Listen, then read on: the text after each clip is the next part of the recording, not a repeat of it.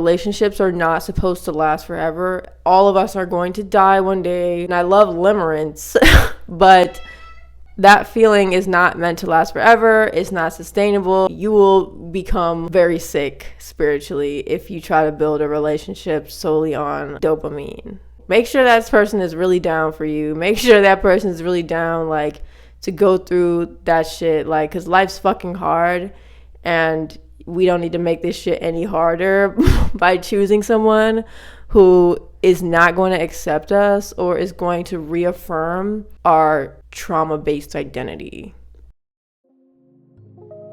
Today, I'm going to be talking about compatibility. I was watching Teal Swan's videos, and I love Teal Swan, honestly. I think she's right on all accounts, always. You can be right and wrong at the same time. All realities exist. Everyone is living their own universe based on lots of different factors. So I think that everything can be true and also false depending on where you stand, what you've experienced, and what you find to be true for you individually. Basically, Teal Swan proposes that the reason we struggle so much is because we are not willing to accept that the struggles of the relationship may be due to incompatibility. And she uses trauma as one of the big foundational things that define us in our life and our experience here on planet Earth. And she proposes that two individuals may have a similar traumatic situation, but the way they respond to the trauma could put one on a certain trajectory and put one at the completely opposite trajectory. And I've actually experienced this firsthand, so that's why I feel like I had to talk about this. You will naturally attract people who are compatible with you. You will naturally attract people who are going to be similar with you, have similar tastes as you, have similar childhood experiences as you, and you're going to want to get into relationships with people, and you're going to resonate with them, and then that leads to, more intimate relationships or intimate friendships. I love people who are compatible with me. I love not having to explain myself. I love not always having to communicate what I'm doing, why I'm doing it. I don't have to explain my trauma responses. I don't have to explain my coping mechanisms. It's easy to love someone you're compatible with because they, for the most part, they are shaped by their own trauma in such a way that helps them to navigate your trauma. So they will oftentimes tiptoe around your triggers, or they just won't trigger you altogether because they have the same experiences as you. What they do is commensurate with what you need. But there's a dark side to compatibility. So my parents, for instance, one of them had rejection, abandonment trauma due to an absent father and an emotionally unavailable mother. The other one was parentified in childhood. So he was taking care of his siblings as opposed to his parents taking care of his siblings and him, of course. They are very compatible. My parents are extremely compatible, have extremely compatible trauma, and they do the very same thing that I explained before. Like, they tiptoe around each other's triggers. My dad will become whoever he needs to be to navigate my mother's emotional dysregulation, and he takes care of her and she gives him the emotional support that he needs, which is cool. But I guess for my specific situation, growing up in a household with them, I've noticed that they don't necessarily help each other grow. Disclaimer, I'm not proposing that you should always need to grow out of your trauma or try to change who you are or be somebody different.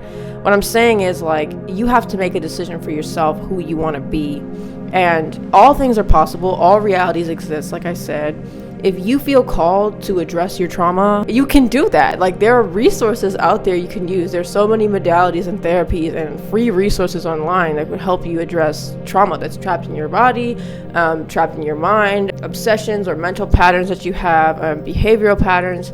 You can break all of that. You can change all of that. If you could learn how to be that way, you can unlearn it just the same. But it's going to take some time, it's going to take some dedication, and it's a choice you have to make. That being said, you also can do nothing about it. You can also leave it there, because one person's mental illness is another person's spiritual gift. And if that's who you feel like you were called to be here, you don't have to heal or do any inner work that you don't feel like doing. There are some things about myself I've tried to heal.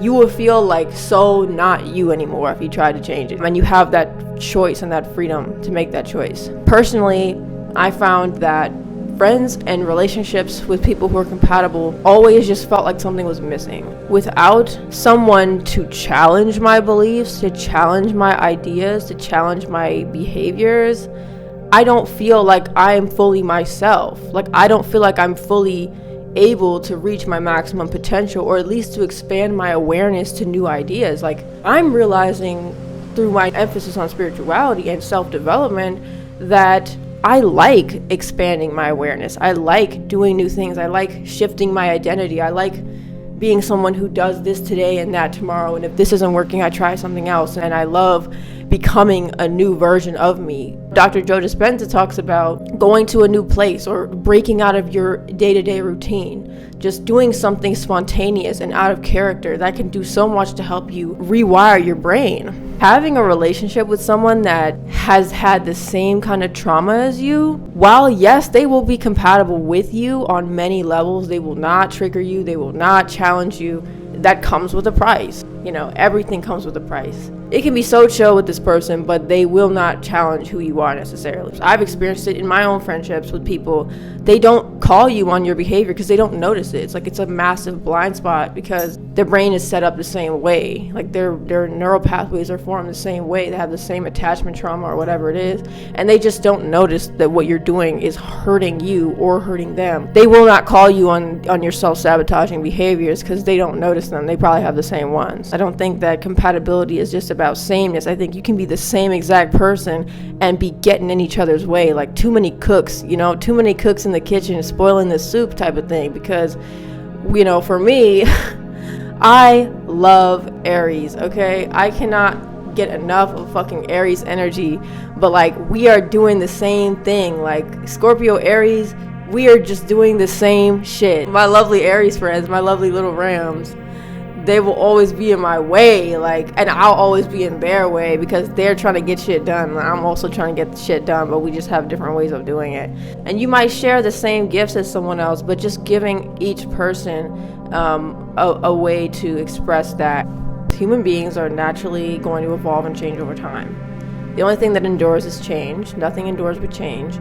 And even if you think you're going to be the same person for the next 30 years, you're not. You're going to change to some degree. You're going to eventually wake up and realize something about yourself, even if you're not actively doing any spiritual work or self-development. At some point, you're going to wake up and decide, I don't want this job anymore, or I want to change careers, or I want to, change how I look or how I appear, or my style, my aesthetic.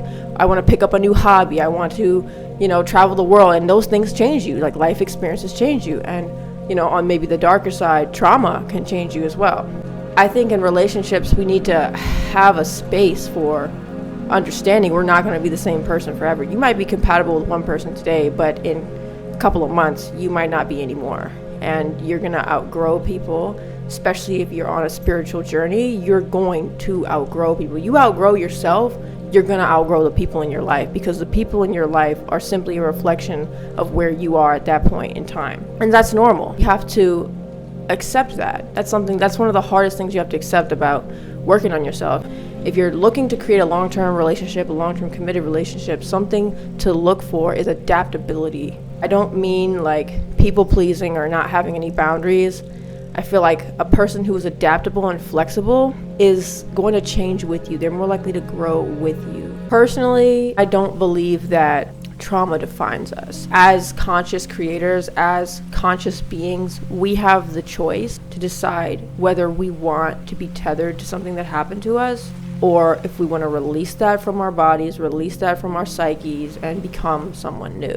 Remember, take everything that I say or anybody else says with a grain of salt. You do not have to do any work on yourself you don't want to do. You do not have to heal if you don't feel like there's anything wrong with you. It's all up to you, and your journey is your journey, and nobody can tell you how to live your life. From my personal experience, any two people can make it work if they're willing to put in the work, because relationships are a lot of work, and it takes more than just zodiac signs and trauma to make you compatible with someone. There also has to be love, like real love, not just attachment, not just desire. There has to be like a willingness to overlook that person's flaws. There has to be a willingness to work with that person amidst their flaws and shortcomings, and you have to be able to see the highest and best potential in yourself and that other person.